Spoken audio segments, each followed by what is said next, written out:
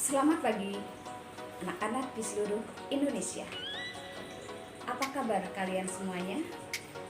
Ibu berharap kalian dalam keadaan yang sehat dan tetap menjaga kesehatan dengan cara memakai masker bila kalian pergi keluar rumah.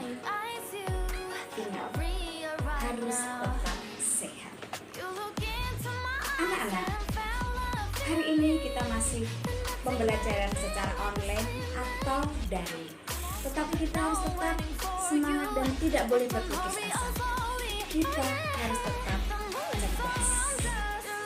Apapun yang terjadi, belajar adalah nomor satu. Anak-anak, hari ini Ibu Anas hadir bersama kalian dalam bimbingan konseling secara klasikal. Kita akan belajar bersama bagaimana kita bisa peduli kepada orang lain, bagaimana kita bisa berempati kepada orang lain atau sesama dengan keluarga atau di masyarakat. Anak-anak, peduli itu penting karena kita adalah makhluk sosial. Tetapi sebelumnya, mari kita berdoa terlebih dahulu pada hari ini agar kita dimudahkan dalam mengerjakan semua tugas dan menyelesaikannya dengan baik. Berdoa menurut agama dan kepercayaan kita masing-masing dengan cara menundukkan kepala. Berdoa dimulai.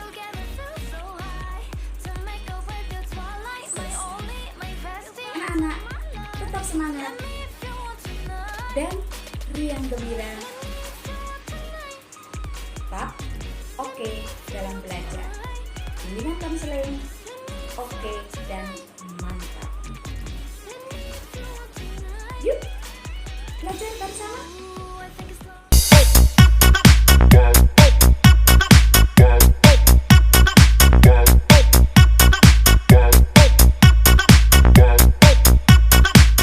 Bimbingan konseling klasikal oleh Ibu Anastasia Sutima, SMP Negeri 251 Jakarta, tahun pelajaran 2020-2021.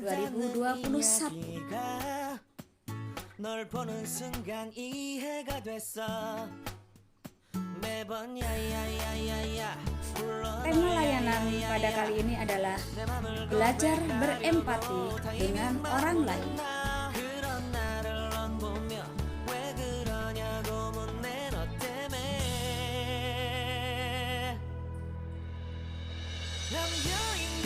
Tujuan layanan pembelajaran dan konseling yang pertama, peserta didik dapat memahami pentingnya berempati dengan orang lain dalam kehidupan di masyarakat.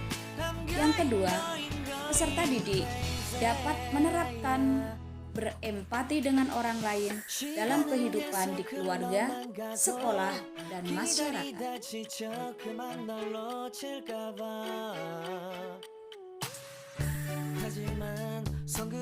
Kata-kata bijak pada hari ini adalah cara terbaik untuk tetap hidup dalam kedamaian adalah dengan saling memahami, menghargai, dan bukan membenci perbedaan.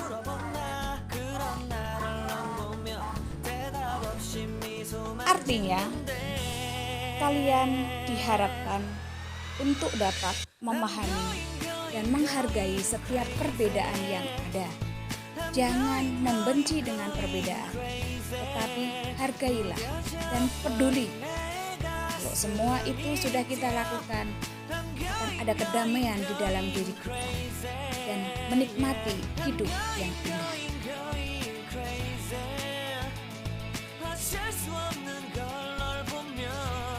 Anak-anakku, tema layanan bimbingan kali ini adalah belajar berempati dengan orang lain.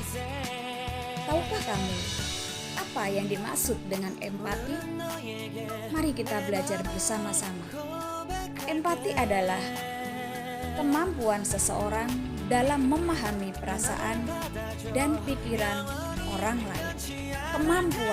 Kemampuan dalam memahami perasaan dan kemampuan dalam memahami pikiran orang lain. Kalau kita sudah memahami, sudah mengetahui bagaimana selanjutnya kita akan bertindak, akan berbuat, Jadi, bagaimana kita bisa berempati dengan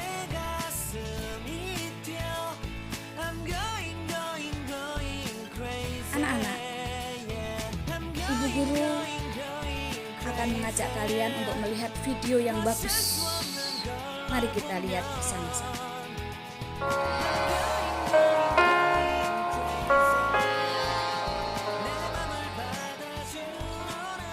Di tengah ramainya wabah virus corona di Indonesia, banyak masyarakat sudah waspada. Tapi walaupun begitu, tetap saja masih ada yang lengah, menganggap remeh, dan merasa ini biasa-biasa saja. Kalau kita percaya Tuhan, nggak perlu takut-takut lah. Ngapain juga sering-sering cuci tangan, ngapain juga social distancing. Biasa aja lah, kan udah doa. Toh hidup mati saya di tangan Tuhan, pasrah aja lah. Itu kata mereka. Yakin seperti itu? Pertama-tama saya ingin bilang, it's not all just about you. Ini bukan hanya tentang kamu saja. Hidup dan matimu mungkin memang di tangan Tuhan. Tapi jangan sampai tindakanmu mempengaruhi hidup mati banyak orang. Yang kedua, doa memang penting. Berdoa memang berguna. Tapi bukan saja kita harus mendoakan apa yang kita inginkan, tapi kita juga harus mengerjakan apa yang kita doakan. Bijak dalam bertindak. Saya yakin mungkin kamu pernah mendengar cerita ini. Begini ceritanya. Pada suatu hari terjadi bencana di sebuah daerah. Karena hujan turun deras berkepanjangan, permukaan sungai pun semakin lama semakin naik dan akhirnya terjadilah banjir besar. Ketika banjir sudah sampai ketinggian lutut orang dewasa, banyak orang sudah mulai mengungsi dari daerah tersebut. Karena takut kalau permukaan air semakin tinggi. Berbeda dengan yang lainnya, ada pemuda yang tampak tenang tinggal di rumah. Akhirnya datanglah truk penyelamat berhenti di depan rumah pemuda tersebut dan mereka bilang, "Ayo cepat masuk ikut truk ini, nggak lama lagi nih banjir akan semakin tinggi." Tapi pemuda itu menjawab, "Nggak apa-apa, tenang aja. Kamu terus aja menolong orang lain. Saya pasti akan diselamatkan oleh Tuhan. Saya ini kan sangat rajin berdoa." Dan setelah beberapa kali membujuk, akhirnya tidak bisa, akhirnya truk tersebut pun melanjutkan perjalanannya untuk menolong orang lain. Permukaan air makin lama semakin tinggi, sampai mencapai 1,5 meter. Pemuda tersebut masih di rumah, duduk di atas lemari. Lalu datanglah regu penolong dengan membawa perahu karet dan berhenti di depan rumah pemuda tersebut. "Ayo cepat ke sini, naik perahu karet ini, karena keadaan semakin tidak terkendali nih. Kemungkinan air akan lebih meninggi lagi. Ayo cepat sebelum terlambat." Lagi-lagi pemuda itu berkata, "Gak usah deh, makasih. Tapi kamu gak usah nolong saya. Saya kan orang yang beriman, saya sudah berdoa kok. Saya yakin Tuhan akan menyelamatkan saya dari keadaan ini." Perahu dan regu penolong pun pergi tanpa membawa pemuda tersebut. Dan sesuai prediksi, banjir semakin besar dan kali ini sudah banyak rumah yang tenggelam. Air sudah menutupi atap. Dan pemuda itu rupanya masih aja duduk di atas atap sambil terus berdoa. Lalu datanglah sebuah helikopter dan regu penolong. Regu penolong melihat pemuda tersebut, langsung melempar tangga tali dari helikopter dari atas dan terdengar suara dari megafon. "Pak, cepet, ayo! Pegang tali itu, naik ke sini sebelum terlambat." Tapi lagi-lagi pemuda itu menjawab dengan berteriak, "Gak usah khawatir, saya ini orang beriman, rajin berdoa. Tuhan pasti akan menyelamatkan saya." Begitu katanya. Dan ketinggian banjir semakin lama semakin naik dan akhirnya seluruh rumah di daerah tersebut terendam seluruhnya. Kamu mungkin bertanya, gimana ya nasib pemuda tersebut? Pemuda tersebut akhirnya mati tenggelam. Dan di alam kematian, dia pun dihadapkan pada Tuhan. Nah, pemuda ini langsung protes. "Tuhan, aku sudah berdoa kepadamu, selalu ingat kepadamu. Tapi kenapa aku tidak Engkau selamatkan dari banjir itu?" Tuhan pun menjawab dengan singkat, "Aku selalu mendengar doa-doamu. Untuk itulah aku mengirimkan truk, perahu karet, dan terakhir helikopter. Tapi kenapa kamu tidak peduli? Kenapa kamu acuh? Pemuda tersebut pun menangis. Dia merasa begitu bodoh bahwa dia tidak menyadari pertolongan itu. Tapi apa daya, semua sudah terlambat. Cerita tersebut bisa menjadi relevan dengan keadaan sekarang ini.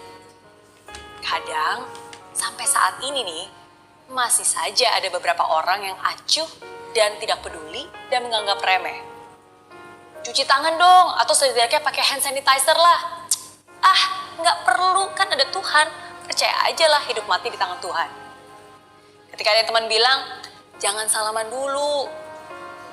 Malah diledekin. Kok jadi orang takut amat sih? Kan ada Tuhan, gak usah takut. Ketika ada saudara dan himbauan yang mengatakan, jangan liburan dulu. Nggak perlu deh jalan-jalan, apalagi kumpul-kumpul orang banyak. Tapi masih ada beberapa orang yang menempis dan bilang, gitu aja kok takut. Buktinya saya keluar juga nggak apa-apa kok.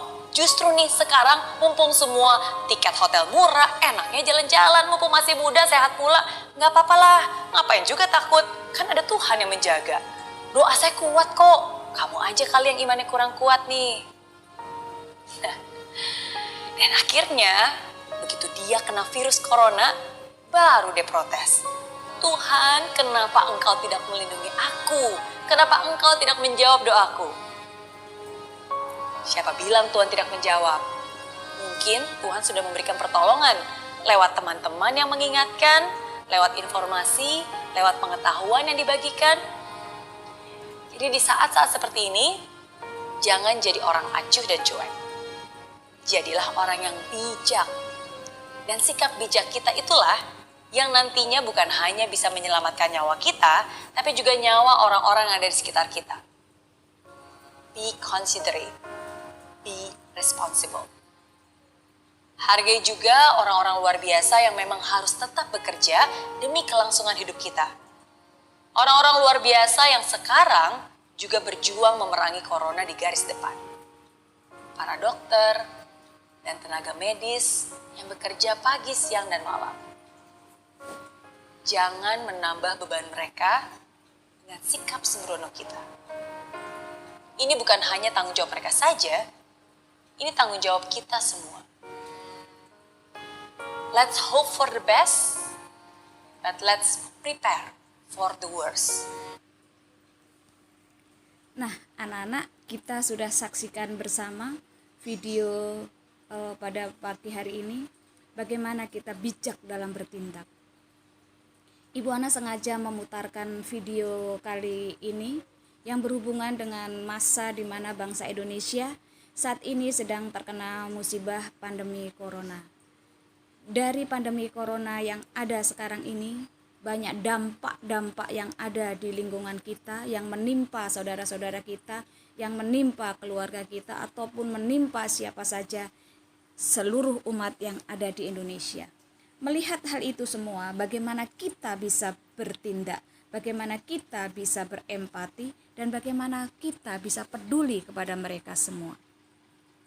Dan tentunya dalam video ini juga dikatakan bagaimana kita bisa bersikap terhadap diri kita sendiri. Jangan sembrono. Mari kita taati semua aturan-aturan yang diberikan oleh pemerintah. Dengan banyak membaca pengetahuan juga. Bagaimana kita sudah diberitahu oleh guru dan orang tua. Bagaimana menjaga kesehatan yang baik. Bagaimana menjaga kebersihan diri. Mari kita bertindak dengan bijak. Dan mari kita bisa peduli kepada orang lain yang terdampak dalam virus corona kali ini.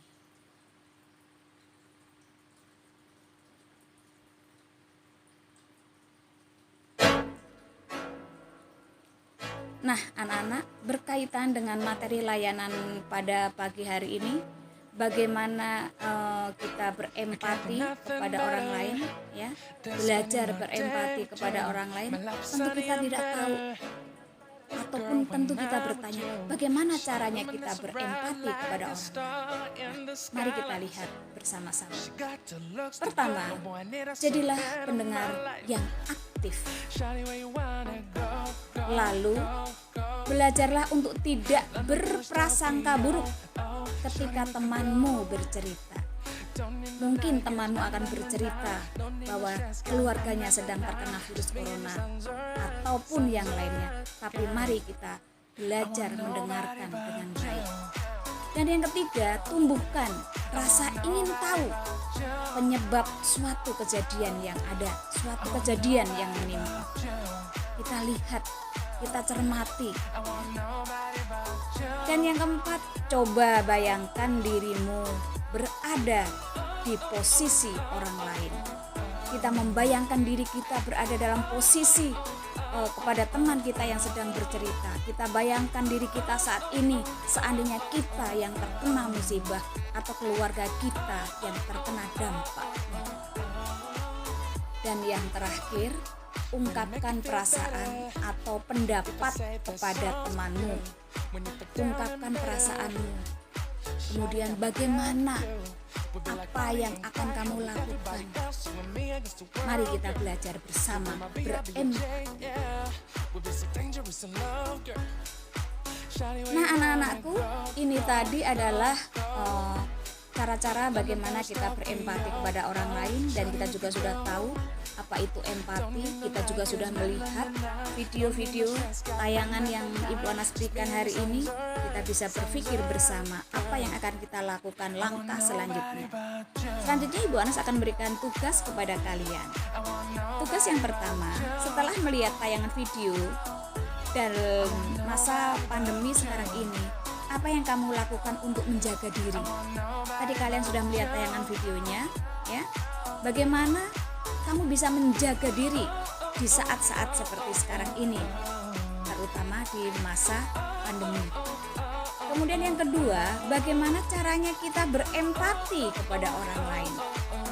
Bagaimana kita berempati kepada saudara-saudara kita yang terkena dampak dari COVID Corona 19 ini?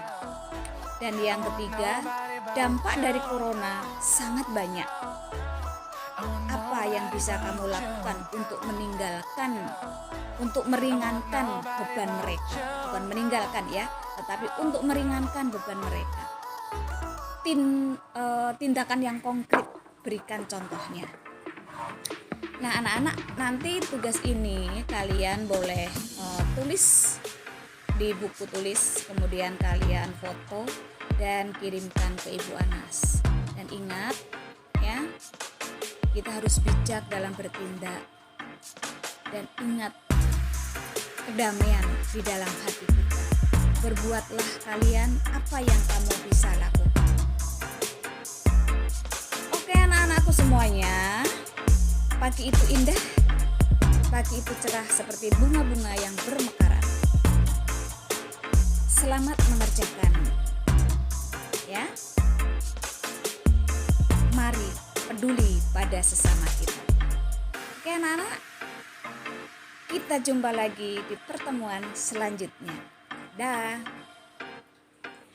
Baik anak-anak semua yang ada di seluruh Indonesia, demikian tadi bimbingan konseling yang sudah Ibu Guru berikan dan Ibu Anas sampaikan pada kali ini. Semoga kita selalu bersikap peduli kepada sesama kita dimanapun mereka berada. Kita bisa berbuat apa saja yang membuat mereka semua menjadi terhibur dan menjadi orang yang diperhatikan. Anak-anak, kita bisa belajar dengan cara yang sederhana, membantu dengan cara yang sederhana, maka dengan doa-doa kita, apapun yang kita berikan buat mereka semua tetap bermanfaat bagi mereka dan menjadi sumber kekuatan bagi mereka semua. Anak-anak, mengakhiri pembelajaran layanan bimbingan dan konseling kali ini, mari kita tutup dengan sebuah doa. Kita mengucap syukur dan berterima kasih karena kita boleh belajar